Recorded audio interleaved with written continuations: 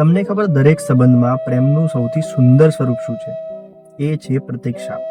એ પ્રતીક્ષા જે શંકા વગર થાય, એ પ્રતીક્ષા જે ફરિયાદ વગર થાય, એ પ્રતીક્ષા જેમાં તમારા ઈરાદાઓ સારા હોય એટલે એ નિસંકોચ થાય.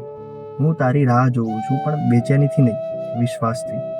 સમય ભલે મોડું કરે, પણ દિલને ખાતરી છે કે તારા પગલાઓનો અવાજ એક દિવસ મારા દ્વારે જરૂર સંભળાશે.